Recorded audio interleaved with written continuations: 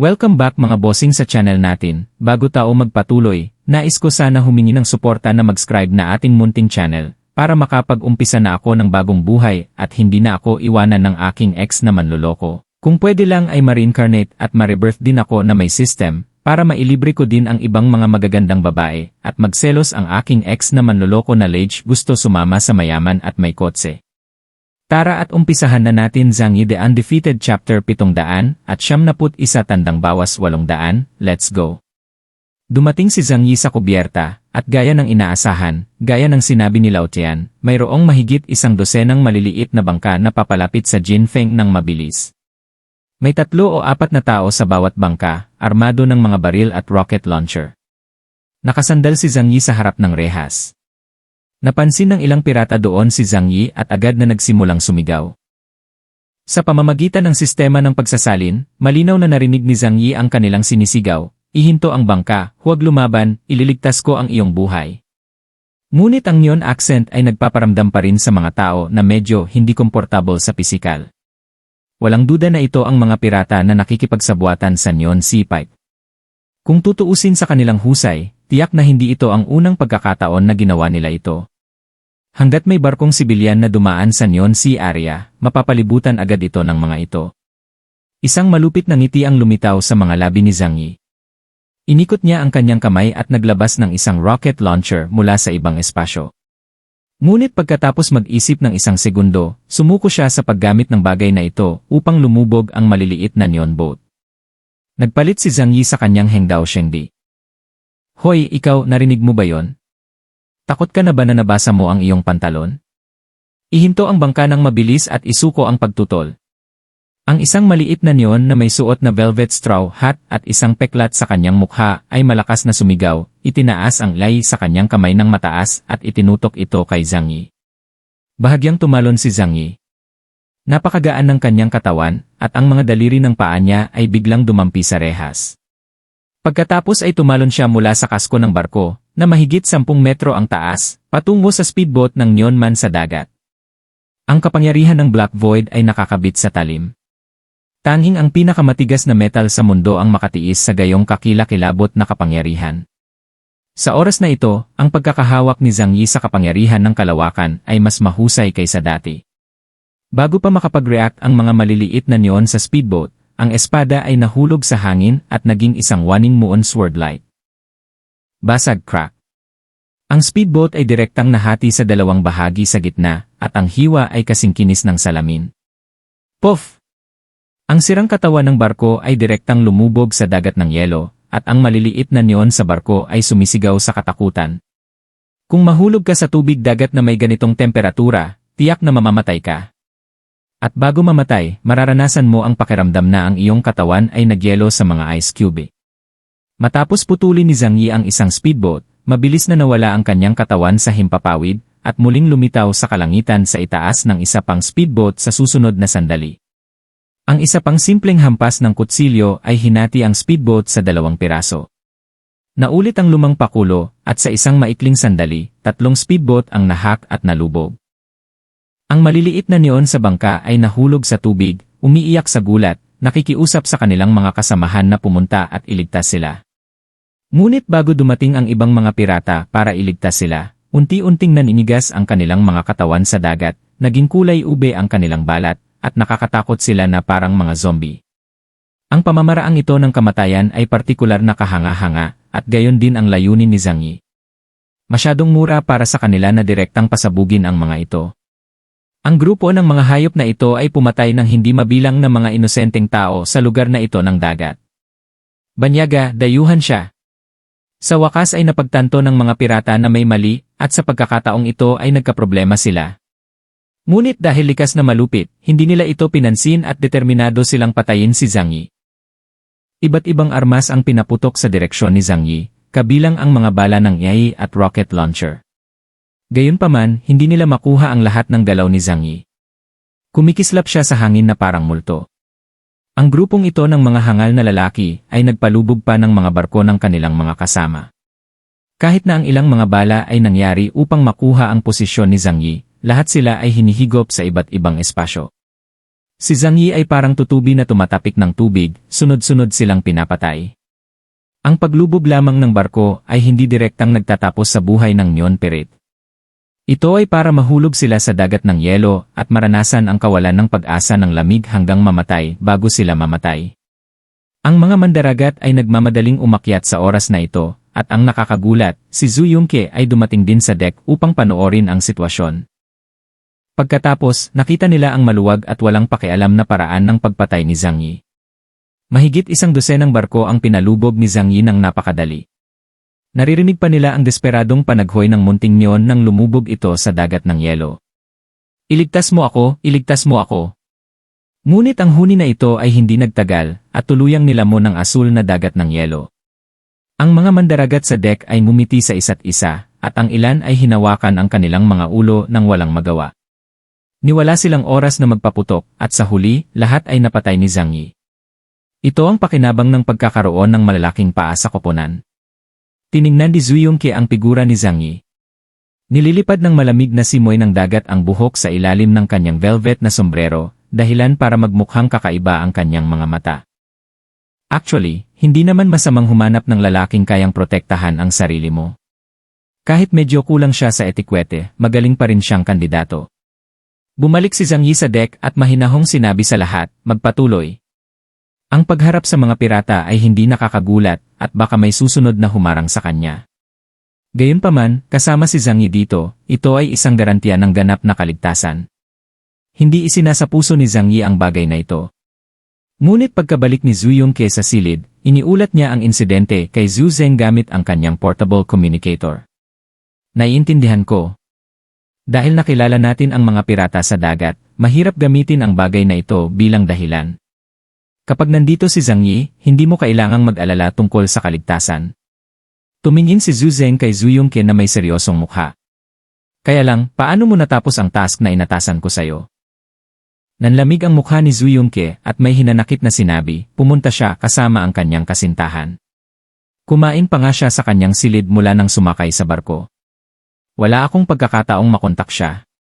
Napakalamig ng panahon kaya sinubukan ng lahat na umiwas sa deck at kumain pa sa komportableng lugar. Naghanda si Zhang Yi ng sarili niyang pagkain, kaya hindi siya pumunta sa cafeteria kasama si Lao Chayan at iba pa para kumain. Gayunpaman, si Zhu Yongke ay hindi nakatanggap ng ganoong magandang pagtrato at kumain ng parehong dilatang at inihanda ng mga pagkain gaya ng mga tripulante. Nang marinig ito, seryosong sinabi ni Zhu Zeng, pag-isipan mo pa. Bumulong si Zhu Yongke, hindi maganda ang kasalukuyang kapaligiran. Noong nakaraan pinutol siya ni Zhu Zeng, bakit ka pupunta kung saan hindi maganda ang kapaligiran? Ikaw ang sumisira sa kapaligiran. Huwag palaging umarte na parang babae, magkusa. Nag-aalinlangan namang sumang-ayon si Zhu Yongke. Pero medyo naagrabyado siya. Binuksan niya ang phone niya at tumingin sa kaliwat kanan sa mukha niya. Paanong mas masama ako kay Zucker? Bakit hindi siya lumapit para pasayahin ako? Hindi maintindihan ni Zhu Yongke sa kanyang puso. Medyo masama lang ang itsura niya kaysa kay Zucker, hindi kasing ganda ng figure niya, at medyo mas maingay ang init ng ulo niya kaysa sa kanya. Bukod sa mga ito, sa anong paraan siya mas mababa kay Zucker? Ang Jinfeng ay umalis sa lugar na ito ng dagat. Pagkalipas ng ilang oras, isang barko ang naglayag sa malapit at natuklasan ang mga nagyelo na katawan. Ang pisika ay kamangha-mangha, ang isang katawan na nagyelo sa mga bloke ng yelo ay lulutang sa tubig. Nang makita ng mga tao sa bangka ang mga bangkay na ito, nagulat sila nang makitang buo ang mga bangkay. Sa madaling salita, hindi sila napatay ng baril, ngunit nahulog sa tubig at nalunod. Ngunit ano ang dapat gawin upang mamatay sa yelo ang isang grupo ng mga pirata na magaling sa tubig, at nasaan ang mga speedboat na iyon? Mukhang may malalakas na alien sa barkong iyon. Sa busog ng barko, maingat na sinabi ng pinuno ng isang organisasyong pirata. Ito ay isang barko mula sa Huaxu Kingdom. Ang kanilang mga tao ay bihirang umalis sa timog silangang dagat, ngunit sa pagkakataong ito ay naglakbay sila sa kabila ng karagatan. Ito ay lubhang kakaiba. Sabi ng katabi niya. Ito ay isang kakaibang bagay. Ngunit hindi natin ito makokontrol. Masyadong malaki ang agwat sa pagitan ng ating lakas at Huaxu Kingdom. Hoy, pwede mong sabihin sa tropang Colombian ang balitang ito. Siguradong magiging interesado sila sa balitang ito. Matapos itong talakayin ng ilang pirata, hindi sila nangahas na ituloy ang Golden Edge. Sa halip, pinili nilang bumalik sa Neon Island at ipasa ang balita sa tropang Colombian na nakatalaga sa Ropefli Island. Neon, Ropefli Island. Mula noong nakaraang siglo, ang Colombian Ocean Force ay nakaistasyon dito, na may kabuuang 50,000 tropa na nakaistasyon. Bagaman ang bilang ay hindi masyadong malaki, sa kasalukuyang sitwasyon ng modernong pakikidigma, ang puwersang ito ay umaasa sa mga advanced na sasakyang panghimpapawid at mga barkong pandigma sa kanilang mga kamay. At palaging isang presensya sa lugar ng karagatan na walang sinuman ang nangangahas na huwag pansinin. Ang mga tao sa ibaba ay kulang sa pagkain at damit at karamihan sa kanila ay namatay sa lamig at gutom. Ngunit ang Colombian Ocean Forces ay palaging nagtatamasa ng isang magandang buhay. Dahil ayon sa kasunduan sa pagitan ng Neon at Colombia, dapat na garantisado ang mga buhay na supply ng mga tropang patungo sa karagatan. Kaya katawa-tawa kung sabihin yon. Ang dami ng namamatay ng sibilyan sa Rope Island ay kasing taas ng 70%, ngunit kakaunti sa mga hukbong naglalakbay sa karagatan ang namatay sa gutom at lamig. Maging ang mga dilatang pagkain na kanilang inabandona ay nagpapakain sa maraming mga lokal. Ang eksenang ito ay halos kapareho ng isang siglo na ang nakalipas. Gayunpaman, dahil sa pagdating ng panahon ng yelo, ang transportasyon sa pagitan ng mga hukbong naglalakbay sa karagatan at ng mainland ng Colombia sa kabilang panig ng karagatan ay hindi maginhawa. Sa halip, ang mga hukbong naglalakbay sa karagatan ay naging isang lokal na warlord na pag-iral. Mayroong hindi maliwanag na relasyon sa pagitan ng Oceanic Fleet at ang nangungunang tanso ng Colombia. Bagamat tila sumusunod sila sa utos ng nangungunang brass ng Colombia, mayroon silang mahusay na otonomiya sa lugar ng karagatan. Ang 5-star general na si Douglas, commander ng Colombian Ocean Force, ay naging lokal na emperador. Sa araw na ito, ang Departamento ng Komunikasyon ng Puwersang Dumadaloy sa Karagatan ay nakatanggap ng tawag mula sa Neon Maritime Department na ipinaalam sa kanila ang pagkatuklas ng icebreaker ng Huaxu State na patungo sa timog silangan na tubig. Ang balitang ito ay natural na nakakuha ng atensyon ng mga hukbong naglalakbay sa karagatan. Bilang kanilang pinakamakapangyarihang kalaban sa rehiyon ng karagatan, pagkatapos ng katapusan ng mundo, lahat ng aksyon sa karagatan ng kaharian ng Huaxu ay maaakit ang kanilang atensyon. Kaya't iniulat ang balita sa antas ni Colonel Carl Rosen, commander ng Task Force 50. Matapos makita ang katalinuhan, binigyang halaga ni Carl Rosen ang isyong ito. Pagkatapos ng pagdating ng panahon ng yelo, ang lahat ng mga bansa ay nasa isang mahirap na sitwasyon ng kaligtasan, at napakahirap na mapanatili ang pangunahing operasyon ng bansa. Sa oras na ito, bakit may mga sibilyang barko mula sa Huaxu State na naglalayag patungo sa dagat? Paano sila nagbibigay ng mga supply sa daan? Humakbang pasulong si Staff Teniente Trundle at sinabing, gusto mo ba silang harangin? Mag-imbestiga ng mabuti. Kumunot ang noo ni Carl Rosen at napaisip. Sa mataas na dagat, kung ang mga sibilyang barko ng Huaxu State ay maharang ng padalos-dalos, tiyak na magdudulot ito ng malaking kontrobersya. Sa kasalukuyan, ang mga puwersang dumadaloy sa karagatan ay independyente mula sa ibang bansa, at ang pandaigdigang sitwasyon ay napakaselan. Hindi sila handang sumalungat sa Huaxu State. Kung hindi, sa totoong laban, madaling sirain ng Zephyr ng Huaxu Kingdom ang kanilang aircraft carrier battle group. Maingat na sinuri ni Carl Rosen ang impormasyon sa kanyang kamay. Madaling makahanap ng impormasyon tungkol sa Jinfeng. Pagkatapos ng lahat, ito ay isa sa mga pinaka-advanced na icebreaker sa mundo, at lahat ng uri ng impormasyon ay naitala ng detalyado. Ang pribadong barko ay pag-aari ng isang mag-asawa na mahilig maglakbay sa buong mundo bago ang apokalipse. Pagkatapos ng apokalipse, nahulog ito sa mga kamay ng isang armadong organisasyon sa Tianjin City. Ang mga barkong sibilyan ay hindi maaaring magdala ng malaking bilang ng mga armas. Matagal na nag-isip si Carl Rosen at sa wakas ay nakapagdesisyon na. Huwag mo nang pansinin. Sibilyan lang itong barko at walang epekto sa atin. Gayunpaman, dapat nating subaybayan ang posisyon nito sa daan at i-report kaagad sa akin kung may natuklasang abnormalidad. Colonel. Kinuha ni Trundle ang utos at hiniling sa Departamento ng Pagsisiyasat na bigyang pansin ang mga galaw ng barko. Sa katunayan, kahit na sumakay sila sa barko para sa inspeksyon sa oras na ito, hindi sila makakahanap ng anumang mga problema. Ang pinakamalaking lihim ng misyon ni Zhang Yi ay ang isang bagay sa kanyang isip ay mahalaga sa isang tao sa Yanliu Island. Kaya't sa pagpunta dito, si Zhang Yi ay nakahanda na harangin at tanungin. Habang nasa likuran niya ang kaharian ng Huaxu, hindi siya nag-aalala na ang iba't ibang regional at pambansang puwersa sa daan ay talagang makikipaghiwalay sa kanila. Maliban sa mga pirata, hindi natatakot si Zhang Yi na makaharap ang mga sari-saring tropang iyon. Kinuha ni Trundle ang utos at pumunta sa Reconnaissance Department, na responsable para sa radar station at satellite monitoring ng buong naval base. Maaari silang makatanggap ng mga signal mula sa higit sa kalahati ng karagatan. Natagpuan ni Trundle ang pinuno ng Investigation Department at itinalaga sa kanya ang gawain ng pagsubaybay sa mga paggalaw ng Jin Feng. Ang namamahala, si Major Helison, ay may kumpiyansang sinabi, "Huwag kang mag-alala, hanggat sila ay naglalayag pa sa lugar na ito ng dagat, imposibleng makatakas sa ating paningin." Sinabi ni Trundle, maliban na lamang kung gumamit sila ng kagamitang pangproteksyon sa antas ng militar. Ngunit nangangahulugan din yon na ang mga ito ay hindi mga barkong sibilyan, ngunit mga barkong nagsasagawa ng mga espesyal na misyon sa kaharian ng Huaxu. Pareho silang may makahulugang ngiti sa mga labi. Sa kasong iyon, ang mga bagay ay nagbago muli. Habang nagsasalita siya, nakita ni Trundle ang isang tumpok ng A4 na papel na nakatambak sa tabi niya, na may mga siksik na simbolo at English na nakasulat sa mga iyon. Marami pa bang balitang ganito kamakaila? Kalahating taon na kaming nakulong sa Marais. Mangyaring magpadala ng mga barkong pandigma upang maprotektahan kami ng mabilis. Kung hindi, sooner or later gagawin tayong bako ng mga pirata dito. Para sa kapakanan ng Diyos, iligtas mo kami. Ang lagda ay si Jackman Brick, presidente ng Advocate Marines Ocean Division. Harrison said disapprovingly, buhay pa rin ang mga mayayaman na ito sa katapusan ng mundo.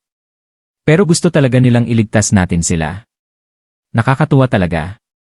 I can't even figure it now. Paano nakaakyat sa ganoong kataas na posisyon ang isang taong ganyan ang ulo? Matapos ang katapusan ng mundo, ang mga paglalakbay sa karagatan ay naging lubhang mahirap. Kung hindi dahil sa malalaking puwersa, hindi nila ito kakayanin. Una sa lahat, ang mga barko ay kailangang sapat na malakas upang harapin ang lahat ng mga pirata at mga halimaw sa dagat sa kailaliman ng karagatan. Matapos ang katapusan ng mundo, daan-daang libong mamamayan ng Colombian na naninirahan sa lugar ng karagatan ang nag-apply para sa rescue. Isang sagot lang ang ibinigay ni Navy Commander Douglas, manalangin sila sa Diyos. At hindi sa Navy. Matapos malutas ang problema ng pirata, nagpatuloy si Zhang Yi at ang kanyang barko patungo sa malayong isla ng Yanliu. Hanggang sa pumasok siya sa dagat ay mas malinaw na napagtanto ni Zhang Yi kung bakit pinilit ni Zhu Zeng na payagan siyang gawin ang misyon na ito. Ang mahabang paglalakbay sa dagat ay nakakainip at mapanganib. Kailangang may kapitan na kayang magdala ng maraming supply at maaari ding lumaban para pamunuan ang pangkat. Sa gayon lamang posible para sa isang barkong sibilyan na maabot ang mga isla sa Timog Silangang Asya, 3,700 kilometro ang layo. Gayunpaman, ang unang pakikipag-ugnay sa Neon ay isang pasimula lamang. Ang Jin Feng ay naglakbay para sa isa pang 7 araw. Upang maiwasan ang mapanganib na lugar sa malalim na dagat, palaging naglalakbay si Lao Tian sa gilid ng lupain. Sa araw na ito ay dumating sila sa isang territorial sea na tinatawag na Nantuo Country. Di nagtagal pagkatapos na makapasok sa dagat, napapaligiran sila ng daan-daang barko na may iba't ibang laki. Ang Jin Feng ay mahigpit na napapaligiran ng daan-daang barko na walang naiwan o natitira na espasyo. Wala man lang daan palabas para sa kanila. Ang mga barkong ito ay malalaki at maliliit, kabilang ang malalaking barko ng Coast Guard at mga bangkang pangisda ng sibilyan. Ang mga damit ng mga tao sa itaas ay lahat din ng uri ng, at sila ay nagmula sa lahat ng 3 relihiyon at 9 na paaralan. Matapos palibutan ang Jin Feng, 2 maliliit na lalaking kayumanggi ang balat na nakasuot ng makapal na koton na damit ay lumabas mula sa isang barko ng Coast Guard. May hawak silang layi sa isang kamay at loudspeaker sa kabilang kamay para sumigaw sa barko. Hindi nagpanik si Lao Tian. Isinuot niya ang kanyang baluti sa katawan, hiniling sa mga mandaragat na kunin ang kanilang mga rifle at mga kalasag sa sabog at lumakad papunta sa kubyerta. Nagsimula siyang makipag-usap sa mga taong iyon sa lokal na dialekto. Agad na dadaong ang mga tao sa bangka. Kailangan na nating sumakay sa bangka para sa inspeksyon. Sigaw ng isang grupo ng mga tao na may hawak na armas at tila isang organisasyong militar. Si Lao Tian ay hindi nagpakita ng anumang pagkamahiyain. Kami ang barko ng Tianhai City Chaoyu Organization, mangyaring umalis ka. Ang organisasyong Chaoyu ay dumaraan sa lugar ng dagat at may ilang reputasyon. Hindi ito ang unang pagkakataon na nakita niya ang ganitong sitwasyon. Ang mga maliliit na bansang ito sa katimugang dagat ay ganap na nagkagulo mula noong katapusan ng mundo, at ang lahat ng mga tao ay mga tulisan. Basta dadaan ka sa tubig nila, siguradong pipigilan ka. Ninakawan din ng mga magaan ang lahat ng sakay. Lahat. Mga barko, mga gamit, kahit mga tao. Ang malalakas na lalaki ay ininatan bilang mga alipin, ang mga payat ay kinakatay para sa pagkain, at ang mga babae ay iniingatan para sa kanilang libangan. Kaya sa panahong ito, luho na lamang ang umasa ng kapayapaan sa kanila. Nais ni Lao Tian na takutin sila sa pangalan ng Chaoyu Organization, at pinakamabuting gawin silang umatras. Ngunit ang lugar na ito ay masyadong malayo sa Huaxu Kingdom, at ang mga mangmang na bandidong ito ay hindi sineseryoso ang Chaoyu Base. Direktang pinaputukan ng isa sa mga gangster ang bangka. Ang mga bala ni Ai ay kumaluskos sa katawan ng barko. Nagalit si Lao Tian. Pagkatapos magmura, binuhat niya ang lalaki at sinimulang barilin ang nasa ibaba. Ang mga armas at kagamitan sa kanilang mga kamay ay nilagyan lahat ni Zhang Yi na may malakas na firepower at sapat na mga bala. Bilang karagdagan sa mga ordinaryong rifle, mayroon ding mga Gatling cannon at iba't ibang rocket launcher. Ang mga mandaragat na ito ay hindi lamang mga tripulante, sila ay dating mga elite sa hukbong dagat ng Tianhai City. Walang sinuman ang maaaring mabuhay hanggang sa araw na ito nang walang eksplosibong lakas sa pakikipaglaban. Hindi naman sila big deal pagdating sa pakikipaglaban sa mga dayuhan, pero kung pahihirapan nila ang mga gang sa maliliit na bansang ito, siguradong mabubugbog sila. Ang mga sandata ng mga miyembro ng gang na ito ay mas magaspang, at ang ilan ay may mga kutsilyo at sibat sa kanilang mga kamay. Tahasan na nagpaputok ng bala si Lao Tian at ang iba pa. Sinabi sa kanila ni Zhang Yi na hindi na kailangang magtipid sa mga armas. Anyway, lahat sila ay nakuha mula sa Jiangnan Region Arsenal. Para sa isang oras, higit sa 100 mga mandaragat sa Jinfeng ay ganap na apoy. Si Lao Tian ay personal na lumapit sa busog ng barko, binuksan ang kubyerta, at kaagad na isang kanyon ng Gatling ang nabalian. May makapal na metal na baffle sa harap, at ang malaking baril ay may higit sa 100 bariles. Galit na umungal si Lao Tian at nagsimulang barilin ang 12 ng maliliit na bangka sa unahan. Dadadadadada. Ang putok ng baril ay parang ugong ng isang rattlesnake, at ang asul na apoy ay sumasayaw sa nguso. Sa isang iglap, ang malalaking kalibre ng bala na may dalang malaking kinetic energy ay binaril sa mga barko at gang. Saglit na natangay ang mga sirang laman at dugo at ang katawan ng barko. Maging ang mga tao at ang bangka ay parang gawa sa papel, naganap na hindi makayanan ang malakas na puwersang mapangwasak na ito. Ang karagatan ay mabilis na naging pula ng dugo, at ang mga gangster ay sumigaw at humagulgol, nagmamadaling tumakbo para sa kanilang buhay. Hindi siya hinabol ni Lao Tian ng malalim. Naglabas siya ng sigarilyo sa kanyang bulsa, sinindihan ito sa mainit na bariles, at saka nag-utos, bilisan mo at umalis ka. Nadurob ng icebreaker ang mga sirang barko, at ang mga bangkay ng mga gangster, at patuloy na sumulong sa malayo. Ang dahilan kung bakit kailangan nilang umalis ng mabilis ay dahil, tulad ng dati, pinatay nila ang mga miyembro ng gang, at tiyak na hindi ito pakakawalan ng gang. Para sa mga kadahilan ng pangkaligtasan, pumunta pa rin si Lao Tian kay Zhang Yi upang mag-ulat. Maaaring may problema, at kailangan kong hilingin sa iyo na kumilos. Mahinahong sinabi ni Zhang Yi, hindi mahalaga, hintayin natin hanggang sa magpakita si. Tiyak na, gaya ng sinabi ni Lao Tian, wala pang kalahating oras pagkatapos nilang sumulong, isang nakakabinging tunog ng mga kanyon ang biglang tumunog mula sa dalampasigan. Mahigit sa 100 coastal defense na baril ang nakatutok sa Jinfeng at nagsimula ng isang mabangis na pambobomba. Ngunit nang ang mga shell na iyon ay lumapit sa Jinfeng, hindi nila napinsala ang katawan ng barko, ngunit direktang nilamon sa ibang espasyo. Ang daan sa unahan ay hinarangan din ng 2 lumang barkong pandigma. Si Zhang Yi ay lumitaw sa busog ng barko, at nang walang sinasabing anumang kalokohan, direktang ginamit niya ang full counterattack upang kontrahin ang mga papasok na shell. Boom! Sa baybayin, ang lahat ng lumang coastal defense na baril ay pinasabog, at ang mga gangster na kumokontrol sa mga kanyon ay pinasabog din. Ang mga gangster ay sumigaw sa takot, hindi sila sibilyan na barko, sila ay mga barkong pandigma, sila ay mga barkong pandigma. Nagkamali sila ng akala na ang Jinfeng ay may mga kanyon din na sakay. Ang dalawang barkong pandigma na humaharang sa dagat ay nagsimula rin ng isang mabangis na pag-atake ng artilerya. Bagamat ito ay isang lumang barko, ang kapangyarihan ng pangunahing baril ng barko ay lubhang nakakatakot. Ang pagpuntirya sa busog ng Jinfeng, ito ay isang marahas na pambobomba. Ang mga mata ni Zhang Yi ay nagpakita ng mapanuksong tingin, at ang sinag ng galit ay unti-unting napuno ng hangin. Ang iba't ibang espasyo ay hinigop ang lahat ng mga pag-atake ng cannonball, at pagkatapos ay ibinalik ang mga ito ng buo. Boom! Boom! Boom! Ang mga barkong pandigma na iyon ay binomba ng sarili nilang mga bala ng artilerya at mabilis na pinutol. Ngunit ang pag-ataking ito ay hindi sapat upang sirain ang matibay na barkong pandigma. Masyadong mabagal ang pagtanggal ng kalaban sa ganitong paraan. Nagalit si Zhang Yi. Mahusay siyang naglalayag, ngunit may nangahas na manakawan sa kanya. Inilabas niya ang banal na paghuhukom at kumislap ng ilang beses sa himpapawid ng direkta sa langit sa itaas ng isang barkong pandigma. Sa sandaling nakasakay ang lalaki sa bangka, nakita niya ang mga maikling kayumangging unggoy sa itaas, na may hawak na mga lay at rocket launcher sa kanilang mga kamay, nakatingin sa kanya ng may takot o pagkamangha, at nanunumpa sa lokal na mga pagmumura. Iyay! Inihagis ni Zhang Yi ang kanyang espada at pinutol ang 7 o 8 pirata sa 2. Ang mga pirata sa likod niya ay natakot sa mga pamamaraan ni Zhang Yi, at galit na hinila ang gatilyo upang patayin si Zhang Yi. Ngunit ang kanilang mga bala ay nahulog sa katawan ni Zhang Yi na parang putik na baka na pumapasok sa dagat, nang walang anumang reaksyon.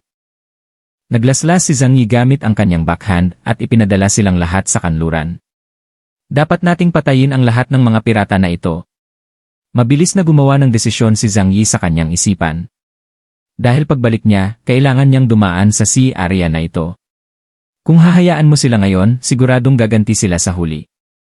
Hindi siya mag-iwan ng anumang problema para sa kanyang sarili. Ito ay pinakaligtas na alisin ang ugat na sanhi. Si Zhang Yi ay may dalang kutsilyo at nakipaglaban mula sa busog hanggang sa hulihan ng barko at mula sa kubyerta patungo sa kabin. Sa nakaraan, ang bawat kalaban na kanyang kinakaharap ay isang estranghero, kaya ang labanan ay hindi partikular na madali. Ngunit karamihan sa grupo ng mga pirata na ito ay mga mogle, at kahit na may mga estranghero, sila ay mga mababang antas lamang. Kahit saan siya dumaan ay parang naghihiwa ng melon at gulay. Wala siyang nadama na pagkakasala sa pagpatay sa mga pirata na ito. Dahil pagkapasok sa kabin, makikita mo ang mga taong binalatan at binitin kung saan-saan. Ang ilan sa kanila ay may mga buto na lamang na natitira pagkatapos maputol. Ang mga pirata na ito ay tuluyan ng nawalan ng katauhan. Patayin, patayin, patayin!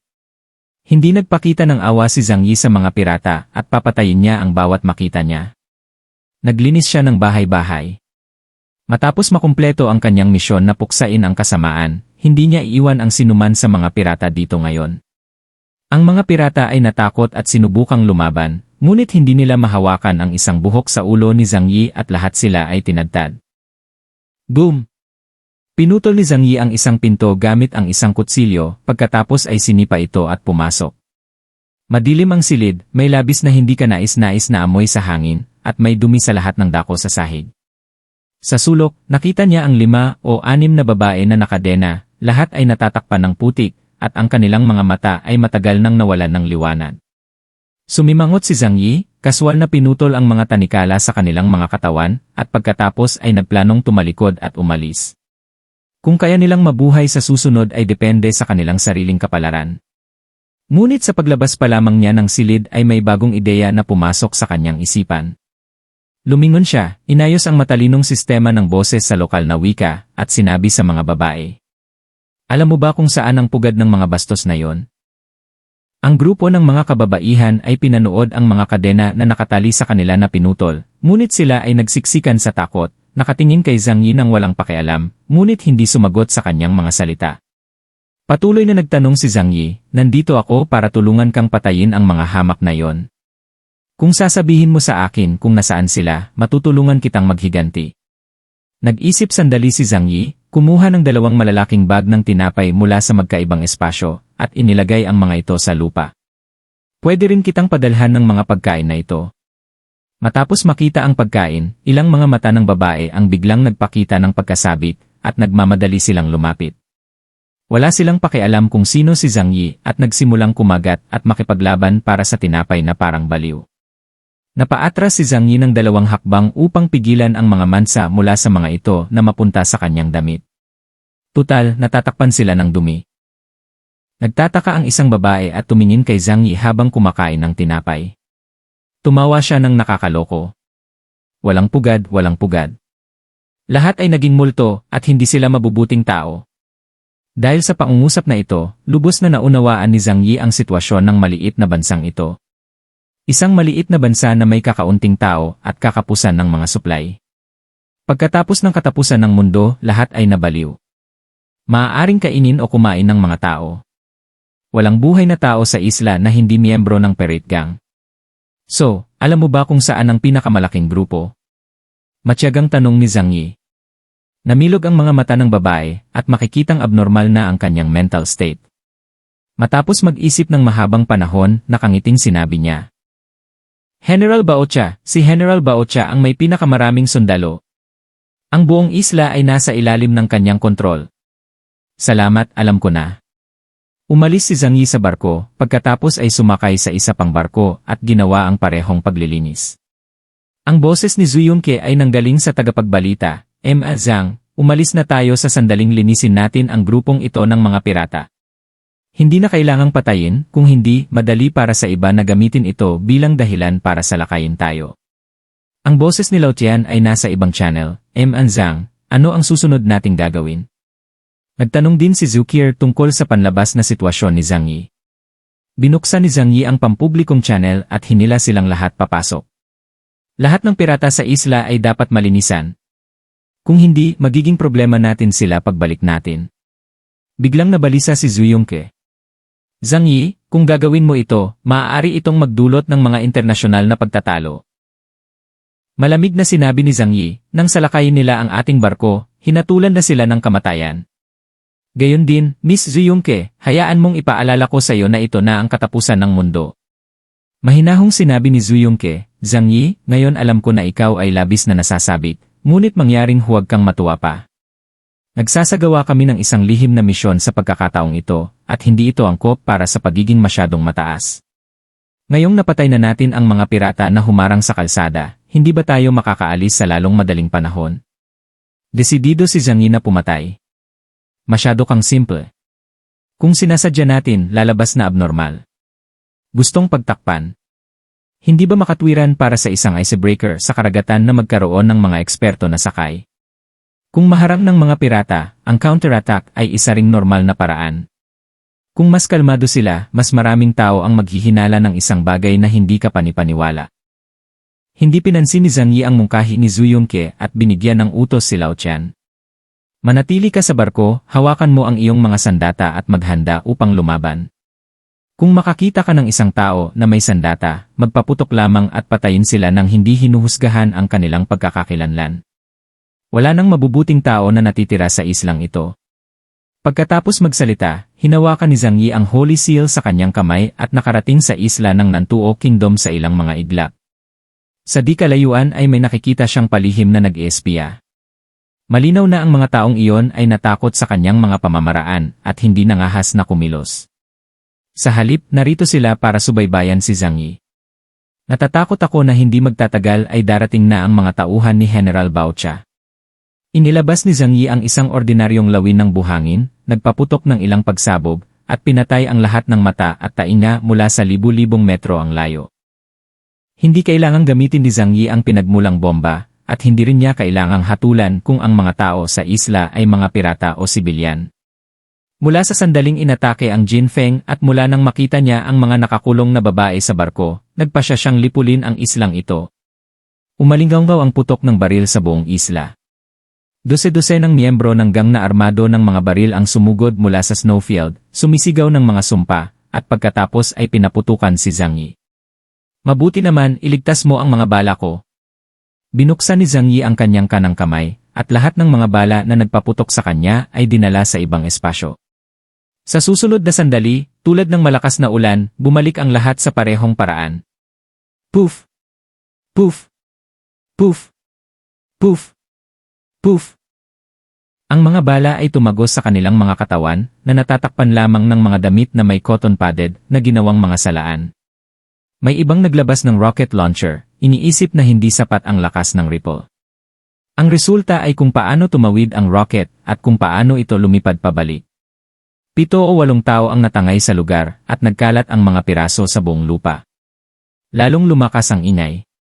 Ang maliit na bansa ng Nantuo mismo ay may populasyon na ilang milyon lamang. Pagkatapos ng katapusan ng mundo, hindi higit sa 1,000,000 ang makaliligtas, at ang lahat ng mga tao ay mga bandido na dalubhasa sa pagnanakaw ng mga barko.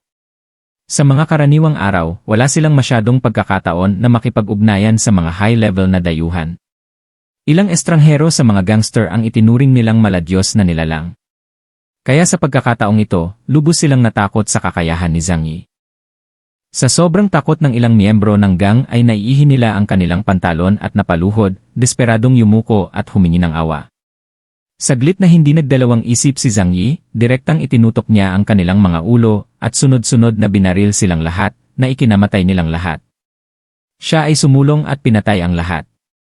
Sa loob ng 10 minuto, napatay niya ang 7 hanggang 800 tao. Maraming panganib sa kalaliman ng isla at may mga bitag sa lahat ng dako. Ngunit para kay Zhang Yi, ang mga bagay na ito ay walang kabuluhan. Lumipad siya sa langit at hindi pinansin ang lahat ng pag-atake. Ang target ay ang napakalinaw na landmark na gusali sa isla, isang pilak puting palasyong gusali, ang pugad ng General Baocha. Pumunta si Zhang Yi sa palasyo at natuklasan ang regular na hukbo sa isla. Iba sa mga bandidong sumulpot noon, lahat sila ay nakasuot ng karaniwang uniforme ng militar at mas advanced ang mga armas sa kanilang mga kamay. Nang makita nila si Zhang Yi na lumilipad sa langit, lahat sila ay natigilan. Ngunit mayroon pa ring isang lalaki na mukhang kapitan, nakataas ang kanyang baril at sumisigaw, "Hoy, tumigil ka! Sino ka? Ito ang teritoryo ng General Nantuo National Treasure Cha, umalis ka na dito ngayon din. Kung hindi, ang ating dakilang General Baocha ay magpapataw ng banal na parusa sa iyo." Ibinaba ni Zhang Yi ang kanyang ulo at tumingin sa kanila, biglang may naisip na biro. "Kanina lang ako ninakawan ng mga tao mo. Dapat ba akong bigyan ng paliwanag ang bansa mo sa Nantuo?" Sandaling natigilan ang kapitan. Hindi masyadong flexible ang bibig niya at hindi niya alam kung paano ipapaliwanag. "This is all a misunderstanding. You should leave quickly. We can pretend this never happened." Napabuntong hininga si Zhang Yi, ngunit hindi ako maaaring magpanggap na hindi ito nangyari. Tumayo siya ng mataas sa hangin, iwinagayway ang kanyang kanang kamay, at daan-daang granada ang nahulog sa lupa mula sa alien space. Nakita lamang ng mga sundalo ang isang bungkos ng mga itim na bagay na nahuhulog, ngunit hindi nila alam kung ano ang mga yon. Hanggang sa makarating sila sa paanan niya ay biglang nagbago ang ekspresyon niya. Tumakbo. Boom! Boom! Boom! Boom! Daan-daang sundalo ang napatay sa lugar. Sa palasyo, si General Baocha, na nakasuot ng puting marangyang uniforme ng militar at may pilak na buhok, ay tumingin sa eksenang ito ng may malungkot na ekspresyon. Saan ba nanggaling ang mga taong ito? How dare they act wildly in LA country? They are really looking for death. Ang mga kapitan ng ilang gwardiya sa paligid niya ay nagmamadaling nagsabi, "General, hindi na natin hahayaang pumatay ang taong ito. Masyado na niyang marami ang napatay sa ating mga tauhan. Ito ay seryosong makakaapekto sa ating negosyo." Sinabi rin ng isa pang tao, "Kung walang lakas tao, kakailanganin nating magnakaw ng mas kaunting mga barko sa hinaharap." Malamig na bumuntong hininga si General Baocha, "Kung kakaunti ang tao, pumunta ka na lang at kunin ito sa ibang lugar. Gayunpaman, oras na para kumilos ako. Ipaalam sa kanya na ang Diyos ng Nantuo Kingdom ay hindi maaaring masaktan." Sa sandaling matapos magsalita si General Baocha, naghanda na siya para magsimula. Ang leader boot ng kanyang kanang paa ay tumama sa lupa at ang sahig ay sumabog. Pagkatapos ay tumalon siya na parang palaso at sumugod kay Zhang Yi. Ang mga nasasakupan sa paligid niya ay tumingin sa kanyang figura ng may paghanga. Ang general ay isang Diyos.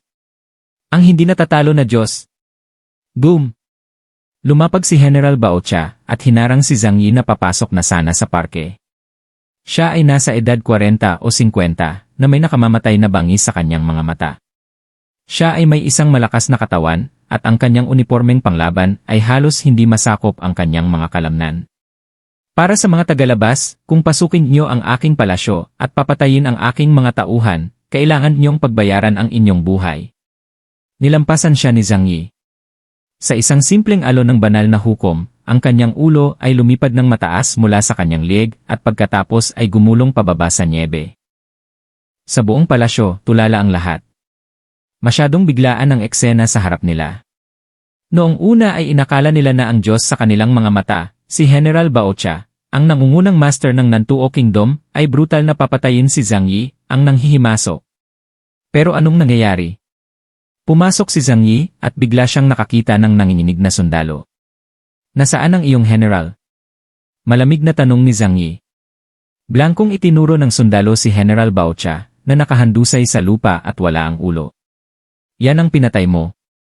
Saglit na natigilan si Zhang Yi pagkatapos ay napakamot ng ulo. Napakagtagumpay ko sa pagpatay sa kanya kaya nakalimutan kong itanong. Noong siya ay nasa rehiyon ng Jiangnan, nakipaglaban siya sa napakaraming makapangyarihang estranghero. Kaya sa ilang sandali, ang pagdating sa maliit na bansang ito ay parang isang pinakamataas na antas ng boss na dumarating sa Novice Village. Medyo hindi pa rin comfortable dito. Kung gayon, mamatay din kayong lahat. Ikinaway ni Zhang Yi ang Holy Blade, at ang hindi matatag na material tulad ng maitim na apoy ay nagsimulang kumalat sa dulo ng kutsilyo, na naging isang mahabang itim na ahas na 12 ng metro ang haba. Marahan niyang iwinagayway ang kutsilyo, at ang mahabang ahas ay direktang tumagos sa dibdib ng isang sundalo, at pagkatapos ay mabilis na tumangay patungo sa ibang mga sundalo. 1, 2, 3, 10, 20. Ang lahat ng mga sundalo sa buong bakuran ay natagos sa loob ng ilang segundo, na may malalaking butas na lumilitaw sa kanilang mga dibdib. Noon lamang umalinganggaw sa palasyo ang desperadong panaghoy. Mula sa mga lalaki at asawa ni General Baocha. Kung ikukumpara sa mga ordinaryong miyembro ng gang sa labas, maganda ang pananamit nila at masasabi pang ang maganda ang pananamit. Napakalaki ng harem ni General Baocha na matatawag itong Rainbow Band, kasama ang lahat ng nasa loob nito. Lumipad sa hangin si Zhang Yi gamit ang kanyang kutsilyo at tumingin siya sa napakalaking palasyo. Hindi mo kailangang hulaan para malaman na dapat maraming madilim na silid dito para mapadali ang pagtakas ni General Baocha. Masyadong tamad si Zhang Yi na maghanap sa bawat silid. Ang madilim na bagay sa kanyang espada ay naging mas magulo, naging isang malaking ahas, at pagkatapos ay nilaslas ang kastilyo sa isang hampas. Sa isang malakas na ingay, ang buong kastilyo ay nahati sa kalahati, at 12 ng metro ang lalim sa ilalim ng lupa ay nakalantad na nagpapakita ng isang malaking hukay. Sa sandaling natamaan ng mga mata ang eksena, mayroong isang siksik na masa ng puting buto, at sa ilalim ay isang malaking hukay ng ban. Ang mga buto sa loob ay nakasalansan ng paisa-isa, maliwanag na naroon na sila sa hindi kilalang bilang ng mga taon. Ang gusali ay gumuho na inihayag ang bodega. May mga bodega ng pagkain kung saan sunod-sunod na iniimbak ang mga hubad na bangkay. Ang mga gulay at butil ay hindi na nakikita, at lahat ng nakikita mo ay puting karne. Mayroon ding bodega na naglalaman ng ginto, pilak at alahas. Ang mga gintong brick, sikat na relo, sikat na espada at iba pang bagay na pagmamay-ari ni General Baocha ay nakakalat sa buong sahig. Sila ay nagmula sa iba't ibang panig ng mundo, at karamihan sa kanila ay inagaw ni General Baocha. Nag-isip sandali si Zhang Yi at tinipon silang lahat batay sa prinsipyo ng hindi pag-aaksaya.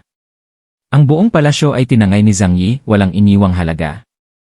Sabi ng babaeng ninakawan sa kabin, ang islang ito ay puno ng demonyo at walang inosente. Tiningnan ni Zhang Yi ang mga asawa at babae ni General Baocha. Lumuhod sila sa lupa at nagmakaawa kay Zhang Yi na iligtas ang kanilang buhay, at ipinahayag pa ang kanilang pagpayag na pagsilbihan si Zhang Yi.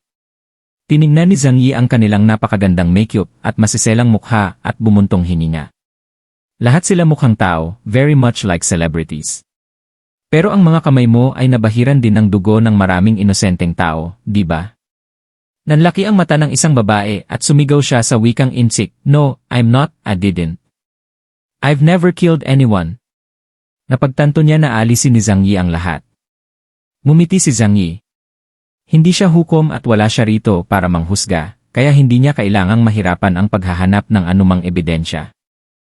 Kung nakatira ka sa impyerno at sinabi mong hindi ka multo, hindi ba niloloko mo ang iba? Ang pinakamahalagang bagay ay kung ilantad ni Zhang Yi ang kanyang kakayahan dito, maaaring malantad ang kanyang pagkakakilanlan. Sa makatuwid, walang sinuman ang maaaring manatili. Ang madilim na bagay ay tumaas sa langit at nilamon silang lahat sa isang iglap, na walang kahit alikabok na iniwan. Ang kanilang mga katawan ay nasira sa pinaka-primitive na particle form. Hinawakan ni Zhang Yi ang kutsilyo at dahan-dahang umalis sa mga guho. Hindi siya nagmamadaling umalis, ngunit nagpatrolya sa buong lungsod.